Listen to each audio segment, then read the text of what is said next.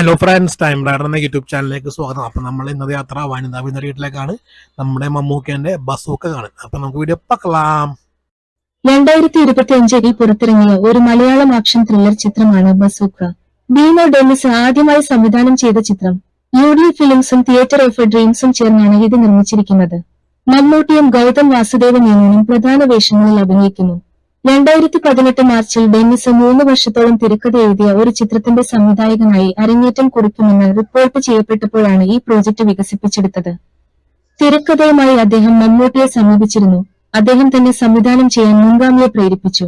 2022 ജൂലൈയിൽ ബോൾവിൻ കുര്യാക്കോസ്, ജിനുവി എബ്രഹാം എന്നിവർ theatre of dreams എന്ന ബാനറിൽ ചിത്രം നിർമ്മിക്കുമെന്ന് പ്രഖ്യാപിച്ചു. പിന്നീട് ഡെന്നിസ് 2018 വികസിപ്പിച്ചെടുത്ത ചിത്രം ഇതില്ലെന്ന് എബ്രഹാം വെളിപ്പെടുത്തി. 2023 ഏപ്രിലിൽ ബസൂക്ക എന്ന പേരിൽ ചിത്രം പ്രഖ്യാപിച്ചു. ആ വർഷം മെയ് പകുതിയോടെ കൊച്ചിയിൽ മുഖ്യ ഫോട്ടോഗ്രാഫി ആരംഭിച്ച് 2024 ഒക്ടോബറിൽ അവസാനിച്ചു. സയ്യിദ് അബ്ബാസ് സംഗീതവും നിമിഷ രവി ഛായാഗ്രഹണവും നിഷാദ് യൂസഫും പ്രവീൺ പ്രഭാകറും എഡിറ്റിംഗും നിർവഹിച്ചിരിക്കുന്നു. 2025 ഏപ്രിൽ 10 തിയേറ്ററുകളിൽ റിലീസ് ചെയ്ത ബസൂക്കയ്ക്ക് നിരൂപകരിൽ നിന്നും പ്രേക്ഷകരിൽ നിന്നും നല്ല അവലോകനങ്ങൾ ലഭിച്ചു.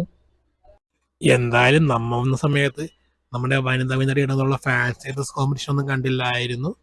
എന്തായാലും പടം അടിപൊളിയാണ്. അപ്പം നമ്മുടെ വീഡിയോ വൈൻഡപ്പ് ടൈമായി. Thanks for watching. Please don't forget to subscribe our YouTube channel.